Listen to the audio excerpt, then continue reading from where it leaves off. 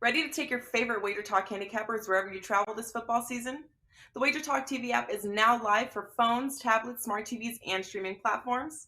Tune into your favorite shows like WagerTalk Today, Bet on It, and the Opening Line Report, plus browse through our extensive library of sports betting tips. Create your personal playlist of betting tip videos to help you prepare for the upcoming season, and set notifications to alert you when new content is added. Download the app for Apple, Android, Amazon, and Roku devices by searching for WagerTalk TV, or scan the QR code on your screen to join the winning conversation today.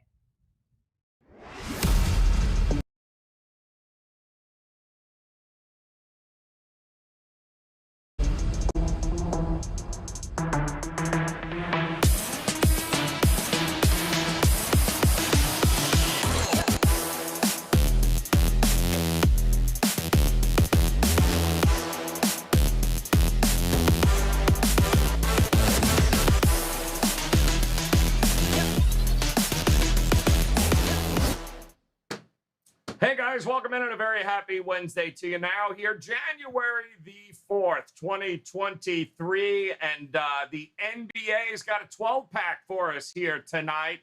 Some great matchups. We're going to break down a few of these games, come up with some best bets, see if we can't cash a few tickets here tonight. We're doing it with three of the best here on this Wednesday as we welcome back in Skee Profit in the house here, ready to roll. Shooter's going to shoot with 12 games here, people. Tony Mejia back in the hot seat as is. Mr. Bryan Leonard on this Wednesday, gentlemen.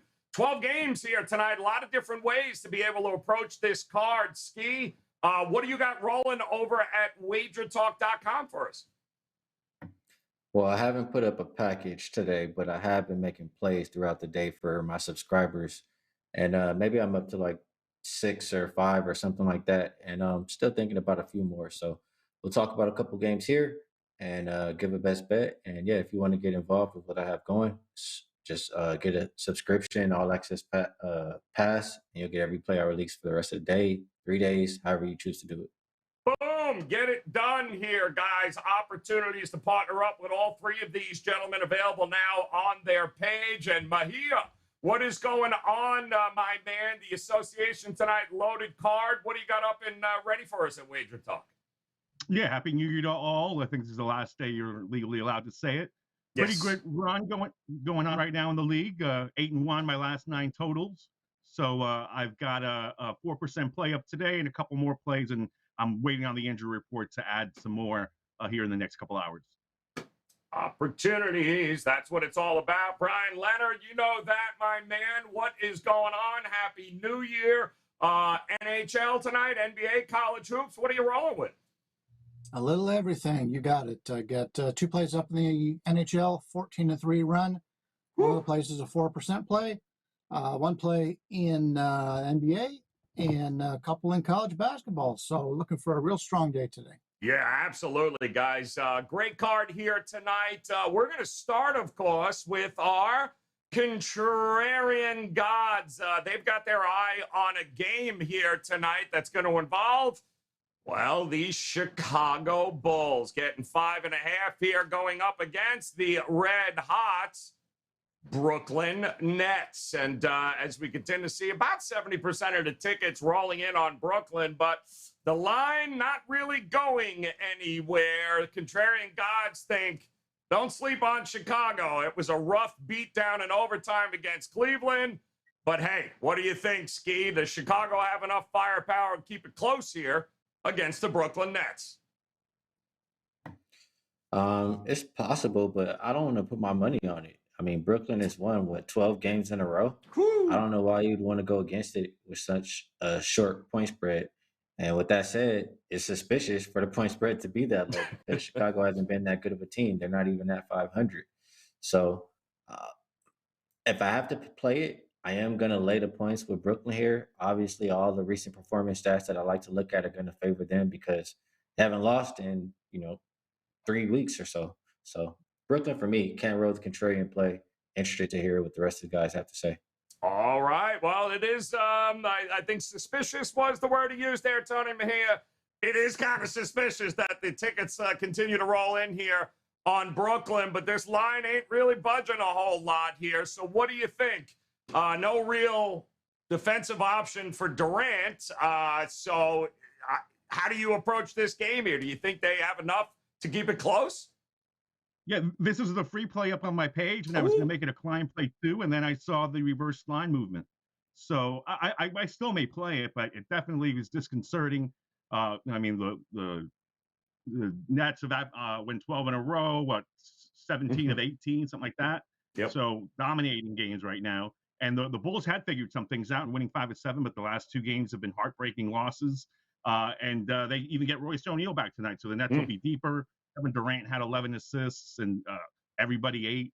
I think 7 players had 9 points or more in that game, and Ben Simmons managed to not shoot and finished as the second lowest scoring guy on the team, but he's still effective, getting rebounds and assists and defending. And he'll be out there. There's smoke out there in Chicago where Zach LaVine is unhappy with his role. I saw that today. So yeah, I want nothing to do with the Bulls. We'll see if I get there with the Nets as a Klein play. But yeah, the analysis is up on my page, and I may even release a video from the First Family show this morning that I gave that out in.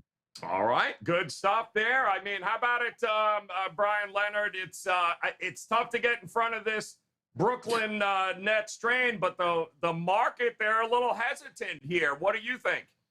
Yeah, it's funny that Skee said, how do you fade a team that's won 12 in a row? And I did that last time I was on here. I played Brooklyn. I didn't fade them, but that was the one game they didn't cover. Yeah. And I felt the same way. But if you take a look at the shooting accuracy of the entire basketball court for Brooklyn, number 2 in the league at the rim, number 1 short mid-range, number 1 long mid-range, number 1 all mid-range, number 4 corner 3, number 4 corner non-corner, and number 2 all threes. So no matter where they're shooting, they're making them. They're very accurate. And you take a look at Chicago defense, they're pretty good just about everywhere, except for they don't defend the threes very well from non-corners and all threes. They rank 29th in the league. There's guys out there that do a lot with props. I don't do a lot, but if you can get some Brooklyn players to shoot some threes, how many players points on threes or something like that effect, that may be a good bet there. But yeah, I can't fade Brooklyn here. I know the lines gets a little bit higher every time they win a game. The line's a little bit tougher, and usually you find value going against streaks like that. I'm not going to stand in that way. I prefer the Brooklyn side here. Yeah, listen, nobody said it was pretty. The contrarian gods never said it was going to be easy. But they're looking at the Chicago Bulls here, taking out 5.5 at home against the Red Hot Nets. All right, let's take a look at a featured matchup here tonight. One that's going to go a little north of the border. How about we are north here? Toronto laying 5 here now against the Milwaukee Bucks, coming off that second of a back-to-back. Skee knows all about these numbers here. Giannis just decided enough's enough with Washington last night and said, game. That's it. It's over. Now, got to go to Toronto, who Skee, I don't know what to do with this team, man. Every time I think they're going to get and turn the corner, they end up falling flat. But it does appear as if health is not an issue tonight for them. Who do you like in this matchup? Yeah, this one is. I'll just say this: if you like the Raptors side, you're late to the party. You should have took this game last night because they were plus 2.5 or somewhere around that range. Now they're laying 5 points. And I get that you have a couple guys out for the Milwaukee side, but I still, at this point, plus 5, I could only look towards the Bucks. They've been the better defensive team. They've been their top 5 rebounding team the last 5 games compared to the Raptors, who are the second worst. And if you can play better defense, and if you can control the boards like that, you get a lot of extra opportunities, and you can stay in the game, if not win the game. The Bucks are 3-0 against the spread on the second of a back-to-back. So they've, been fine in this role, and it's just not the same Raptors. Like the Raptors that we think of that were good is because they're good on defense, and they're not doing it right now. They're bottom 10 defensive rated team last 5 games. So Bucks will be my play in this one. Bucks, it is, and you called the Bucks last night too. I think when we broke down here on the show yesterday, and I mean. The problem that I see here, Mejia, with this Toronto team is that once they go to the bench, it's over. So they're burning minutes here with their main guys, keeping them out of the court all along because once they're getting outscored and crushed with the bench players here. But Skee did say some guys out here for Milwaukee, so a little thin there. But is it enough to make you want to back Toronto? No, it's not. But if Giannis plays, I'm going to go play a small one with the over here. And that's because Giannis is going to get double teamed, so guys will get open looks. And the guys missing tonight, Drew Holiday added to the injury report, Joe Ingles, really not having a much of an impact lately. Holiday typically does, but he's still working his way back from an illness. And Ingles obviously just came back. George Hill is out. He's more of a defender. So I think guys will get open looks. And if you're Toronto, you want to run this Milwaukee team playing on the second night of a back-to-back. Take your chances with doubling Giannis. He went for 55, 10, and 7 last night. Played a little more than he normally does. And I think we'll get a fast pace. So give me the over here if he's in. I don't want any surprise Giannis being pulled just before tip-off. So I'm waiting till confirmation that he's in the layup lines to make that move. Yeah, no, that's a good point. Showing he's active now, but who knows? He might stub his toe before it's all said and done. But Brian Leonard, the reality is Toronto, everybody, Otto Porter Jr., the only guy that I'm seeing not available for him. So, Barnes, Siakam, you've got your full complement here. Is it enough for you to want to be able to back this home team even at 5 right now? The line tells me that Giannis isn't playing. Right. I can't see how this line jumps like that with him being in the game. I just assumed he was the main reason why this line had jumped like that. And without him in the lineup, I don't want any part of Milwaukee. They've lost 5 of 7 games. Now, granted, they have a lot of games where people aren't playing their entire rosters and things like that. But if you're playing well and you sit out a game like that, it's one thing. But if you're not playing well and you come in short, maybe the coach is just saying, let's give some other guys a chance, good rest up, since we're not playing that well anyway. But I'd rather have a Toronto team that's healthy, but I don't want to lay that number. Skee was right. He's both guys have been right. The time to play Toronto was earlier. Don't want them now. And there's plenty of games on the schedule tonight where you could find guys that, for the most part, are going to be playing their star players. So I would rather be interested in that than playing in this one. All right. Historically, been interesting, too. I think last 10, 8 unders in the last 10 between these two teams. So keep an eye on that total and absolutely make sure Giannis is a go, because that might just change everything before tip-off. We do have another game tonight, and boy, oh boy, this one wasn't hard for our overtime matchup. We'll focus on the total. Why? Because there's 280 damn points, and that's what they're going at right now. 244 as an open, Skee. 244. We just had this conversation as we're seeing 245s in the marketplace.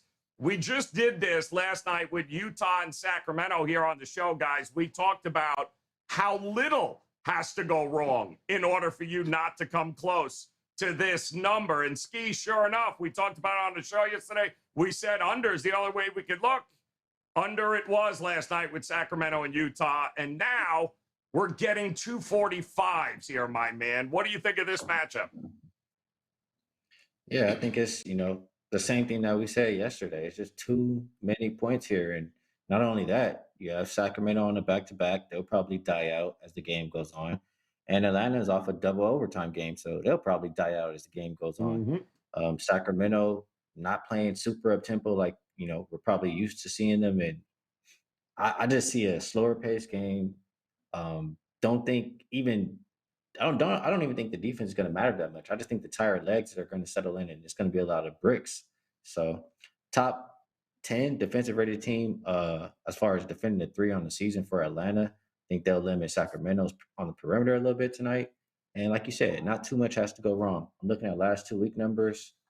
You have Atlanta games. They are, averaging a lot of points, but only 241, which gets us under the number we have today. And for Sacramento, the last 2 weeks, their games are averaging 238.7. So just too many points here. We're going to go under.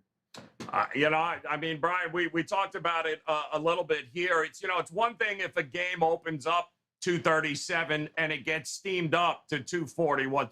Like this thing is opening in the mid 240s right now, and it's still going up. The value on the under for you, or do you still think it's only over or not? This is the first game of a 5-game homestand for the Kings. And let's take a look at what they've done lately at home. We'll just break it down to home. Against Utah, 251 points. Against Denver, 253. The game before that against Denver, 219 at home. They played the back-to-back thing. Game before that against Washington, 236. Lakers, 254.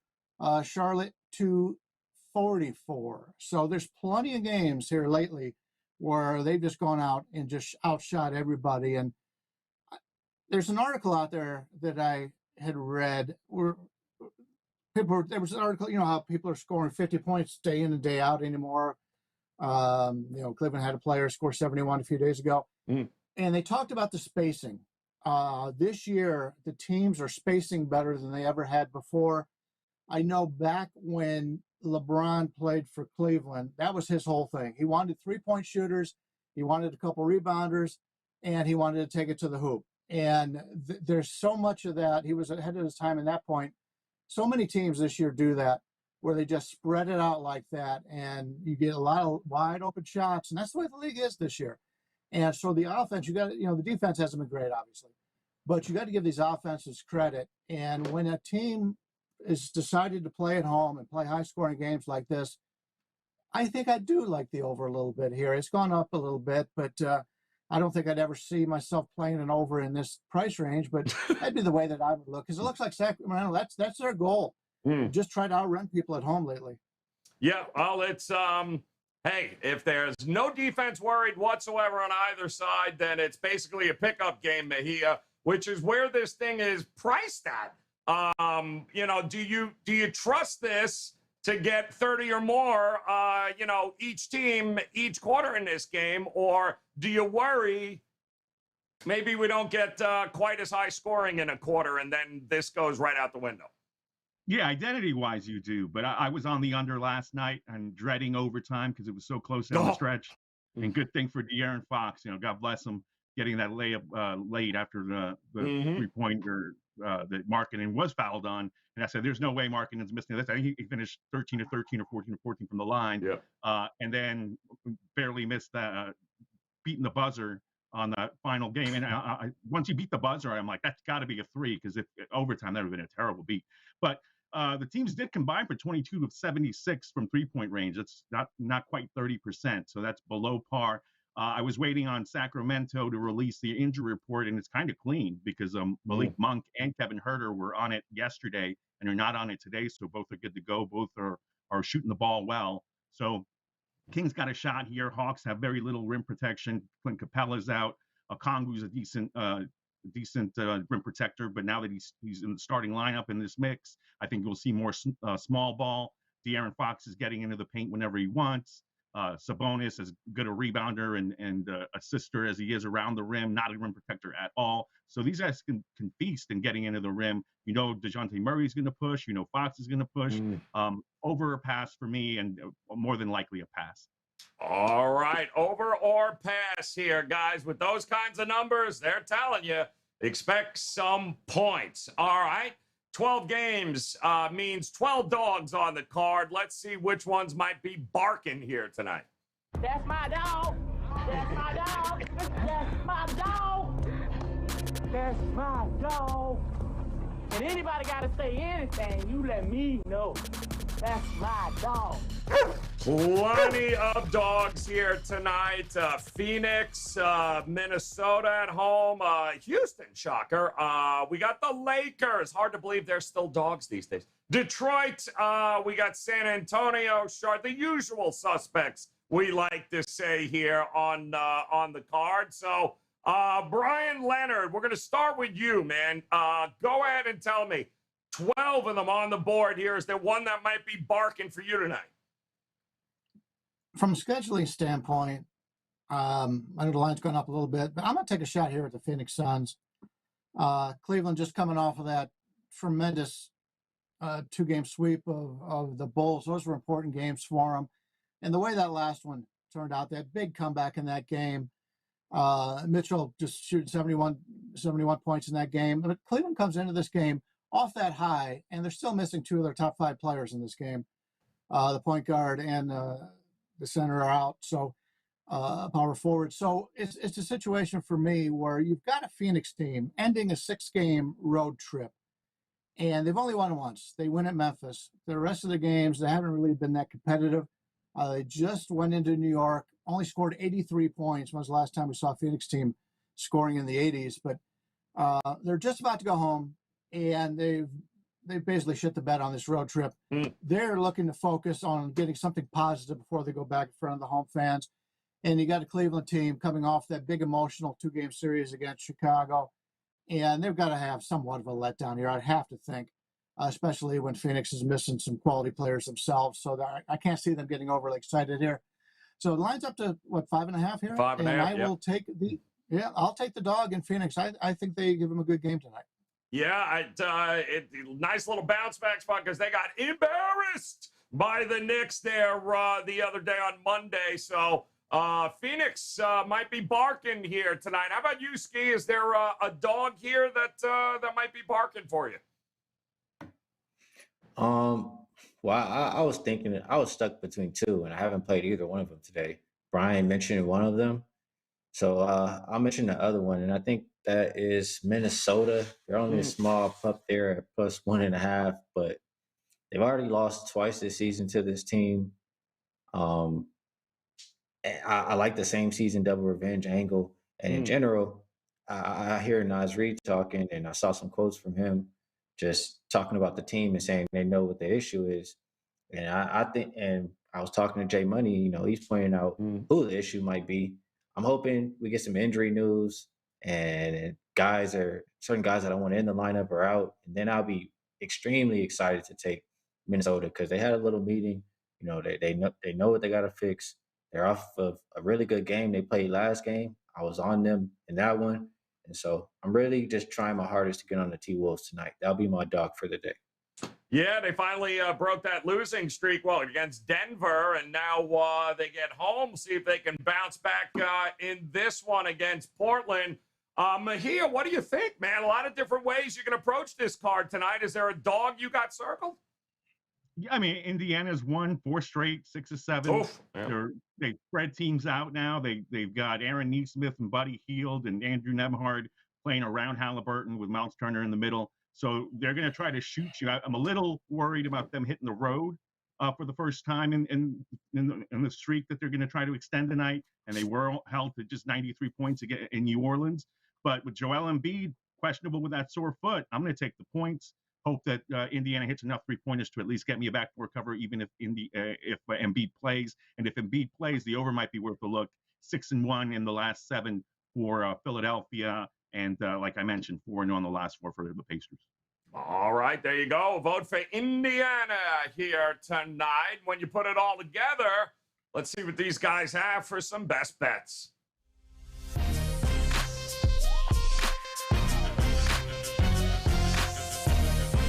All right, a lot of different ways to approach this card here tonight. 60 seconds on the clock, guys. You know how it is. Really just go ahead, man. Tell us where it's at for you here tonight. If you want to compliment Tony Finn's hair lately, you can do that. Just make sure you give us a best bet here, Ski Profit. Tell me, what are you taking your shot on here tonight as a best bet? Yeah, I gave one that I really like on the show with Jay earlier. So for the sake of giving something different, we're going to look at Detroit and Golden State. Also a game we didn't talk about on this show. Detroit and Golden State.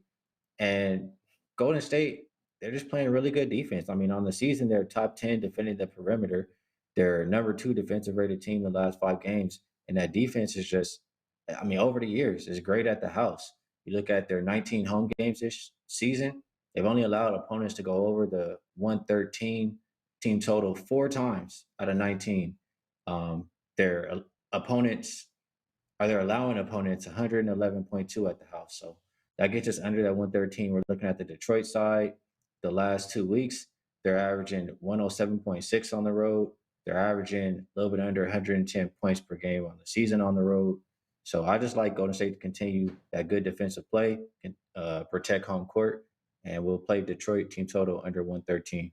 All right, like it. Detroit team total under 113 here tonight in that one.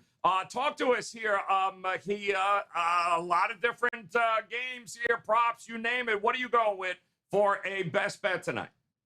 Well, the Magic and Thunder are an interesting game. Obviously, OKC put up 150 on the Celtics yesterday. Just Boston, a completely different team without Robert Williams protecting that paint. It was just a parade to the lane, even with without Shai Gilgeous-Alexander, who will return tonight from an illness. So 5 Thunder players scored in double figures last night.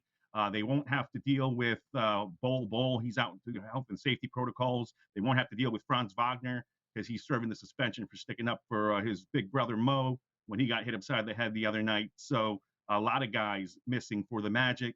And I think the Thunder will have some juice. But my best bet's going to be on Markelle Fultz getting over 24.5 points, rebounds, and assists. He did it last game, and he's going to have to be more of a catalyst with Franz Wagner out tonight. So get me the over PRA 24.5 points for Markelle Fultz. All right, going it with Fultz. Wow, I never thought we'd hear those words. Marcus Fultz still in the league. Amazing. Bryan Leonard, talk to us here, my man. I know you got a little something cooking there. What is your best bet for this for the card tonight? I must have said something bad about Robert. I'm looking at the score thing, and he's got me counting down before it even gets to the one. So he said, "Get the hell out of here! I got things to do." Hey, I'm going to take a look at this Memphis-Charlotte game, and I'm going to go with the team total on Charlotte. Charlotte's team's offense has been horrendous. You take a look. I gave the numbers earlier. Shooting accuracy, they're 27, 30, 21, 30, 25, 30, 30.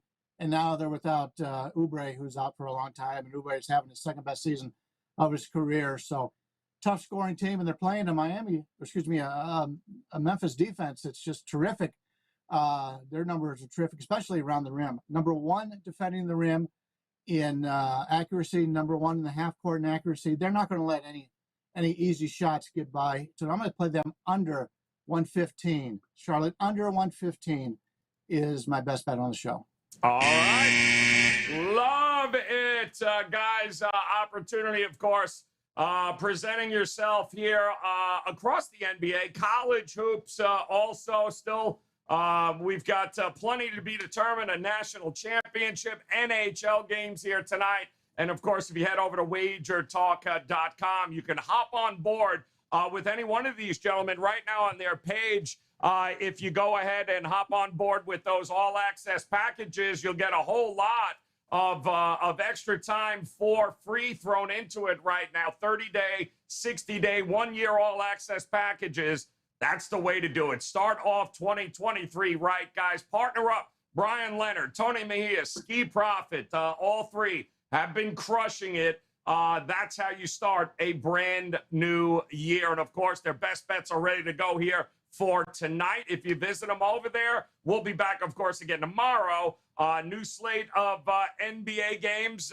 We got about 4 games tomorrow, I think, and we'll break them down for you here, see if we can't keep finding some edges. Until then, on behalf of Skee Profit, Bryan Leonard, Tony Mejia, we appreciate the time, guys. Best of luck with all your plays tonight. We'll talk to you again tomorrow. Good luck. Happy New Year. As we turn the calendar to 2023, we want to thank you, our loyal WagerTalk Sports Memo and Gold Sheet family.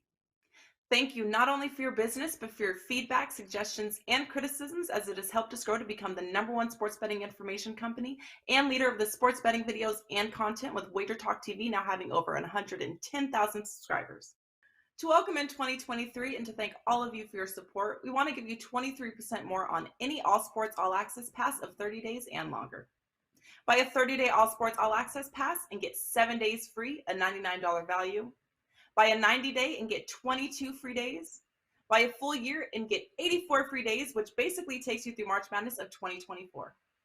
No coupon is needed, and the added free days will automatically appear. Just head to your favorite handicappers page and you will find these specials loaded. This special offer is only available until midnight on January 9th, the night of the College Football National Championship. For myself and everyone at the WagerTalk Media family, Happy New Year.